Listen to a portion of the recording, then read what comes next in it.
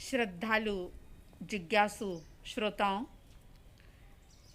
पंचम गणधर आर्य सुधर्मा स्वामी जी के द्वारा रची हुई ऐसी विरत हुई पुच्छी सुणम आप सुन रहे हैं। इस पुच्छी सुणम की 26 गाथा परिसंपन्न हुई थी। आइए 27वीं गाथा देखते हैं। 27वीं गाथा में आर्य सुधर्मा स्वामी जी ने कहा था कि किरिया किरियम वेण इयाणुवायम अन्नाणियाणम पड़ियच्च ठाणम से सव्वायम ई वेय इत्ता उवठिये संजम दीहरायम। लय के साथ बोलेंगे इसको। किरिया किरिया वेण इयाणुवायम अन्नाणियाणम पड़ियच्च ठाणम से सव्वायम इवेयिता उवठिये संजमदीहरायम।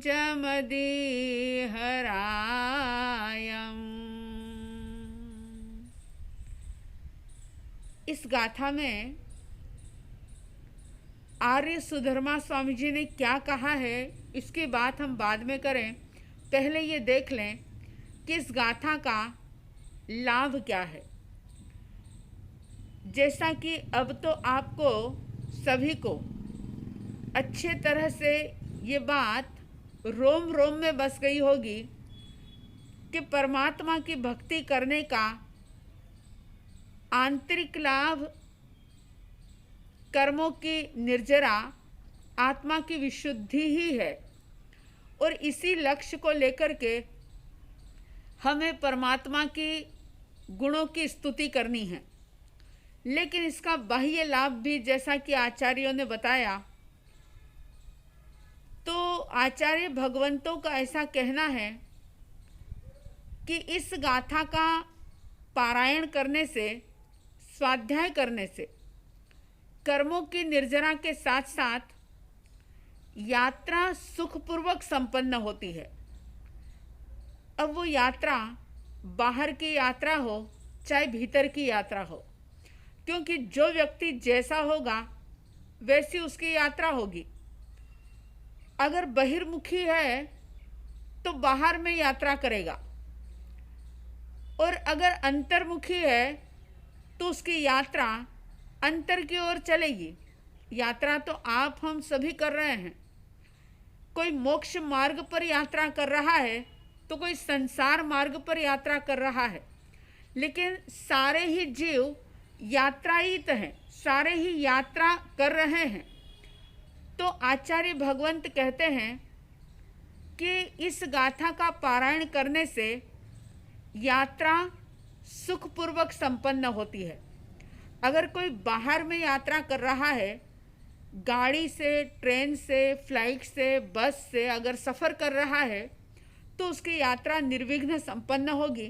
और अगर कोई अंतर की यात्रा कर रहा है तो उस यात्रा में भी उसे किसी भी प्रकार की रुकावट, अंतराय, बाधा नहीं आएगी, और अंतर की यात्रा में वह सही तरीके से, यानी निर्विघ्न रूप से यात्रा करते हुए अपनी मंजिल को प्राप्त कर लेगा।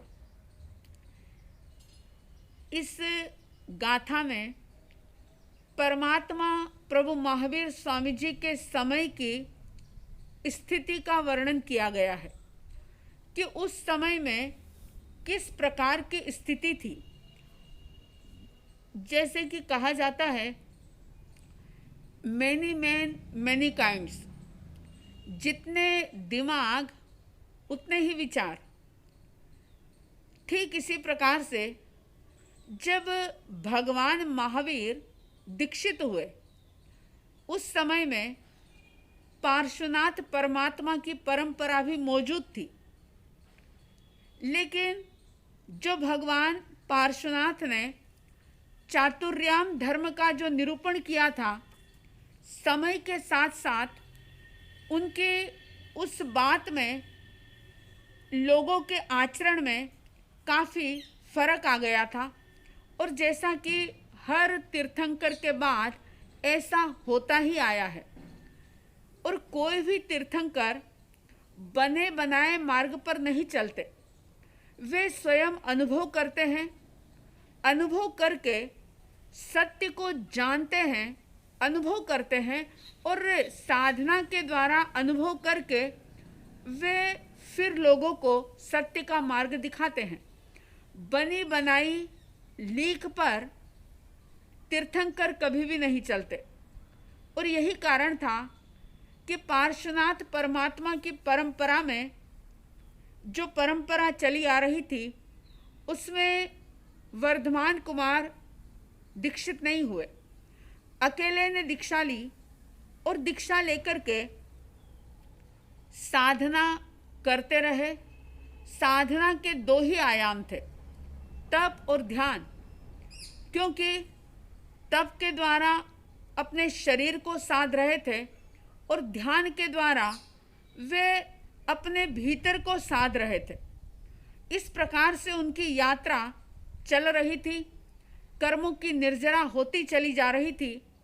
और उस समय में उन्होंने देखा कि एक नहीं, दो नहीं, कई प्रकार के वाद प्रचलित हैं। वाद का मतलब मत, कई प्रकार के मत प्रचलित थे, और उसमें क्रिया क्रियम वेण इयाणु वायम, मुख्य रूप से 4 या 5 प्रकार के मत, वैसे तो बहुत सारे थे, लेकिन मुख्य रूप से 4-5 का वर्णन इसके अंदर किया गया है। और सुधर्मा स्वामी जी कह रहे हैं क्रिया क्रियम। कुछ लोग ऐसे थे जो ये कहते थे कि ज्ञान की आवश्यकता नहीं, सिर्फ क्रियाएं करते रहो, चिंतन की, ध्यान की आवश्यकता नहीं, बस क्रिया करते रहो, क्रिया से ही मुक्ति हो जाएगी। तो कुछ लोग ऐसे भी थे जो अक्रियावादी थे। क्रिया करने वाले क्रियावादी के नाम से जाने जाते थे, और जो क्रिया नहीं करते थे वो ये कहते थे कि निष्क्रिय रहने से मोक्ष मिलेगा, कुछ भी करने की आवश्यकता नहीं। क्रियावादी कहते थे क्रिया से मोक्ष मिलेगा, और अक्रियावादी कहते थे कि ये सारा बेकार है, कुछ भी क्रिया करने की आवश्यकता नहीं, अक्रिय होने से, निष्क्रिय होने से मोक्ष मिल जाएगा। तो अज्ञानवादी ये कहते थे कि अज्ञान से मुक्ति मिलेगी, क्योंकि जैसे एक छोटा सा बालक नादानीवश अगर कोई भी गलती करता है, भूल करता है, तो जैसे उसकी भूल को माफ़ कर दिया जाता है, ठीक उसी प्रकार से अज्ञानी के भी सभी पाप माफ़ हो जाते हैं, ऐसा उन अज्ञानवादियों का मानना था। इन सब चीज़ों का आप सच मत मानना, अधूरी बात मत समझना। मैं ये बता रही हूँ कि इस गाथा में उस समय में चलने वाली जो भी परंपराएं थी, जिस मानसिकता के लोग थे, उनका वर्णन किया जा रहा है। और उनकी स्थिति को देख करके परमात्मा महावीर ने क्या किया था, ये बात इसमें बताई जाएगी। तो आप समझें कि क्रियावादी ये कहते थे कि क्रिया से मोक्ष होगा, अक्रियावादी कहते थे कि निष्क्रिय रहने से, अक्रिय रहने से मोक्ष मिलेगा। अज्ञानवादी कहते थे कि अज्ञानी रहने से मोक्ष मिलेगा, ज्ञान का कोई उपयोग नहीं, व्यक्ति को ज्ञान प्राप्त करने के लिए पुरुषार्थ नहीं करना चाहिए, अज्ञानी है तो उसके सारे पाप माफ हो जाएंगे। ऐसी बात को मानने वाले और इस प्रकार से ही जीने वाले बहुत सारे लोग थे। तो कुछ लोग ऐसे थे जो विनयवादी के नाम से प्रसिद्ध थे। विनयवादी का मतलब ये कि विनय से मुक्ति होगी, विनम्र भाव रखोगे तो मुक्ति होगी। और फिर वो विनयवादी लोग ऐसे थे कि चाहे इंसान हो चाहे जानवर हो, पशु पक्षी हो चाहे पेड़ पौधे हो, जो भी कोई सामने आए बस सबको हाथ जोड़ो, विनय से उनको वंदन करो, अभिवादन करो। ये विनयवादियों का कहना था कि ना तो क्रिया की आवश्यकता है, ना अक्रिया की आवश्यकता है, ना अज्ञान की आवश्यकता है, बस विनय का पालन करते रहो तो मुक्ति हो जाएगी।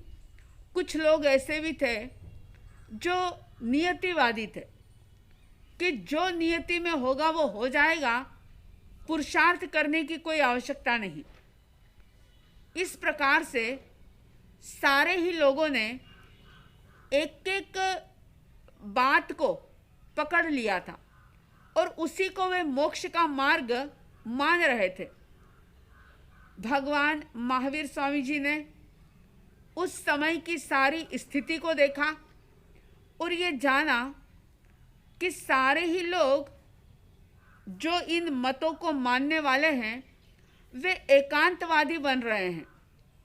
एक ही चीज को पकड़ करके कह रहे हैं कि इससे मुक्ति हो जाएगी, इससे मुक्ति हो जाएगी, इससे मोक्ष मिल जाएगा। परमात्मा ने किसी का भी विरोध नहीं किया। पहले तो संयम लेकर के साधना की और साधना के द्वारा सत्य को जाना, क्योंकि वो जानते थे कि दूसरों के कहे गई बात में, सुनने में, कहने में और सुनने में अंतर हो जाता है। सत्य का तो स्वयं को ही अनुभव करना होता है और अनुभव के आधार पर महसूस करके यानी फील करने के बाद जब उस बात को कहा जाता है तो उसमें असत्य नहीं हो सकता। तो उन्होंने साधना के द्वारा सत्य का अनुभव किया और फिर क्योंकि 12.5 साल तक वे अकेले जंगलों में विचरण करते रहे, तप और ध्यान करते रहे, जब उनका सत्य उनको अनुभव में आ गया, जब उन्हें सत्य का पता लग गया, तो फिर केवल ज्ञान होने के बाद वे लोगों के बीच में आ गए और जन समूह के बीच में आकर के उन्होंने सद्धर्म के मंच से, क्योंकि न राग रहा न द्वेष रहा, न तेरा न मेरा, कुछ भी नहीं रहा, उन्होंने एक परमार्थ के मंच से, सद्धर्म के मंच से आह्वान किया। किसी भी मत का खंडन नहीं किया, लेकिन उन्होंने सत्य का प्ररूपण किया और ये बात बताई कि जो एकांत को पकड़ता है, जो किसी भी धर्म के एक अंग को ही पकड़ लेता है और उसी का आचरण करता है, तो इस एकांतवाद से लड़ाई झगड़े बहुत ज़्यादा बढ़ते हैं। व्यक्ति का, समाज का, परिवार का हित नहीं हो सकता। आत्मा का हित तो बहुत दूर की बात है। एकांतवादी व्यक्ति हमेशा आग्रह करेगा कि मैं जो मान रहा हूँ, मैं जो कह रहा हूँ, वही बात सच है। और आप देखो, आज भी अगर हम देखें, परिवार में, समाज में, पति पत्नी में, भाई भाई में, जहाँ भी झगड़े होते हैं, कलह क्लेश होता है, उसका मूल कारण ये भी होता है कि वो एकांतवाद की बात करते हैं कि मैंने जो कह दिया वो सच है। और परमात्मा कहते हैं कि ऐसा नहीं होता। उन्होंने परमार्थ के मंच से एकांतवाद के नुकसान बताए और अनेकांत सिद्धांत दिया। आप जानते हैं कि परमात्मा के दिए गए सिद्धांतों में अनेकांत बहुत बड़ा और बहुत लाभदायक सिद्धांत है। उन्होंने कहा कि जहाँ एकांत है वहाँ आग्रह है, दुराग्रह है, और जहाँ एकांत है वहाँ लड़ाई झगड़े हैं। जहाँ अनेकांत है वहाँ पर समाधान है। एकांत में सिर्फ समस्या, समस्या और समस्या है, लेकिन अनेकांत में समाधान ही समाधान है। जब लोगों ने परमात्मा की बात सुनी, उनको ये बात समझ में आई, तो उन्होंने कईयों ने एकांतवाद को छोड़ा, आग्रह को छोड़ा, अनेकांत के सिद्धांत को समझा और आग्रह को, एकांतवाद को छोड़ करके वे परमात्मा के अनुयायी बन गए। परमात्मा प्रभु महावीर, जिन्होंने अनेकांत दर्शन देकर के पूरे विश्व की समस्या को समाधान दिया, और आज भी अहिंसा अनेकांत में वो ताकत है कि अगर कोई व्यक्ति अहिंसा, अपरिग्रह और अनेकांत, इन 3 चीज़ों को जड़ तक समझ ले, अच्छे तरीके से समझ ले, तो सिर्फ घर परिवार की या समाज की समस्या ही नहीं, लेकिन संपूर्ण विश्व की समस्या जो है वो हल हो सकती है, समाधान उसको मिल सकता है। ऐसा अद्भुत दर्शन है परमात्मा प्रभु महावीर का, ऐसे अद्भुत सिद्धांत है अहिंसा, अनेकांत और अपरिग्रह। बस ये 3 बातें अगर संपूर्ण मानव जाति समझ ले तो इस दुनिया का नक्शा ही कुछ और हो जाए। तो कहने का अभिप्राय ये कि इस गाथा में क्रियावाद, अक्रियावाद, अज्ञानवाद, नियतिवाद, विनयवाद आदि वादों के बारे में बताया और ये कहा कि परमात्मा प्रभु महावीर ने इन सब वादों को जाना, समझा, इसके नुकसान को देखा और वे हमेशा ही संयम में प्रवृत्त रहे, हमेशा ही संयम में उद्यत रहे, संयम में सजग रहे, संयम में सावधान रहे। इस प्रकार से ये 27वीं गाथा, जिसका समझ लो कि हम एक भाग पूर्ण कर रहे हैं, थोड़ी सी और भी अनेकांत की बात हम समय आने पर करेंगे कि एकांत और अनेकांत में क्या अंतर होता है और अनेकांत में कैसा अनाग्रह होता है और एकांतवाद जहाँ होता है वहाँ किस प्रकार से व्यक्ति आग्रही बन जाता है।